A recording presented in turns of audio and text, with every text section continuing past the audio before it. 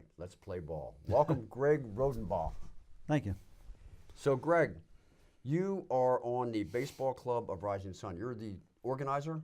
President. It's actually organized as the club would have been organized in the 1800s. They were president, treasurer, secretary, etc. So it's organized like a social club, like your Moose or your VFW kind of thing. And it's not, you don't just play baseball like we do today. There's a little bit different, like back in the day, right? Yeah, there's some different rules. The one you notice the most is the fact that none of the fielders are wearing gloves because technically they weren't invented yet. If we play by the rules of 1864, 1866, they hadn't really come into vogue, although later in the 60s they started using something that would be like a leather garden glove almost.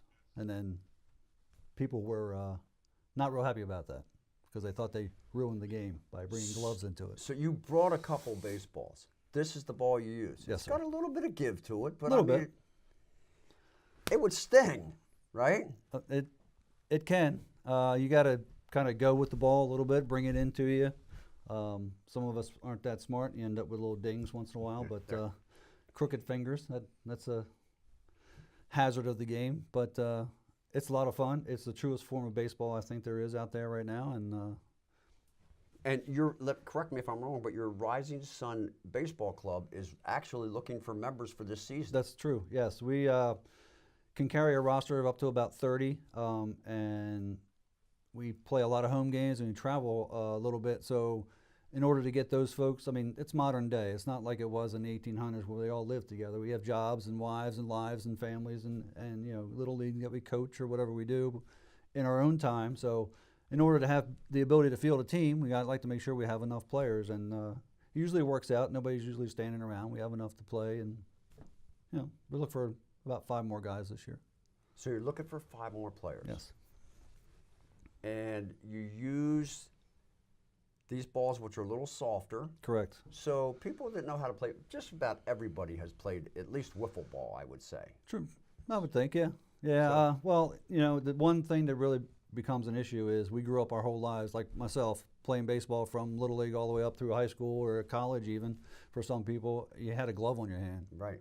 But now you're going back in time and recreating something before gloves were invented. So it takes a little getting used to, you know, trying to field a ground ball without having that extra couple-inch extension on your hand when you reach down. So, but it's a lot of fun. I mean, people have a good time. We have a good core group of guys. You know, we have guys on our team from maybe 25 up to 65.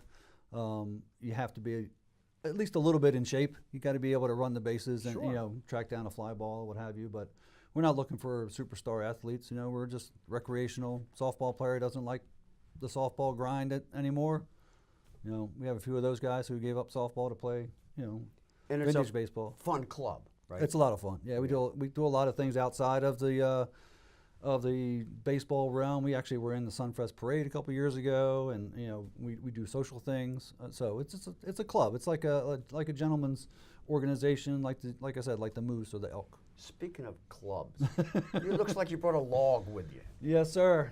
This is maybe not as traditional, but they used large bats in the 1800s, so we have a few here. This is 44 inches long and 56 ounces, so it's a little bit of a big, heavy club, like caveman style. Yeah. We got this made for our anniversary, which was in 2016, the 150th anniversary of the club. So, and we do use it in games, you know, 1 or 2 times a game. The more commonly used would be a bat of this size, so you can see the difference. And this is still almost a 40-inch bat. What's with that Well, end on it? the people that make bats are craftsmen, and they like to put their own mark on things. So sometimes they'll give you a fancy handle or something like that. Yeah. But we try to keep them as true to the era as possible. We're not really certain they had this kind of stuff, but people like to fancy them up a little bit sometimes. They were more probably along the lines of this. They were a straight taper bat with a flat end, and they just took it out and swung it. You know, it's, And you play places like, I'm looking at your schedule, you play right up here in Calvert for your first game, April 29th. We signed on a contract with Cecil County Parks and Recreation so we can use the fields at Calvert. And we have about 5 or 6 home games at Calvert, and we play 2 events at the Dove Valley Winery. And they're very gracious hosts. Janelle and Harry are very good to us there. Oh, yeah. And we host a couple of tournaments.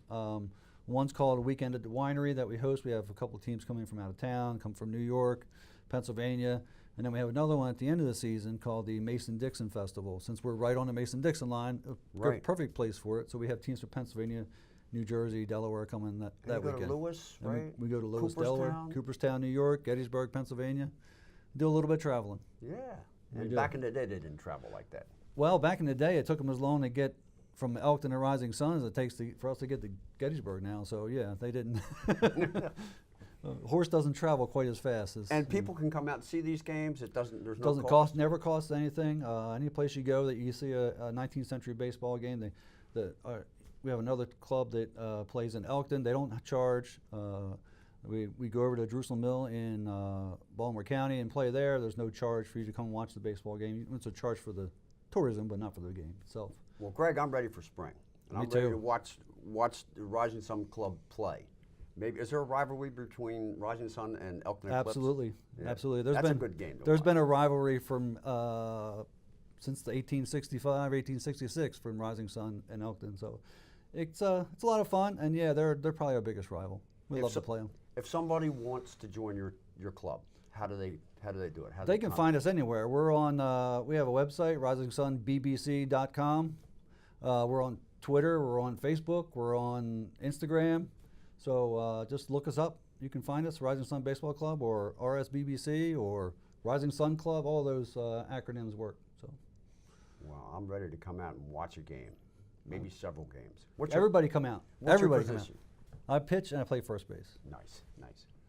Well, thanks and have a great season. Thank you, Bob. Appreciate it.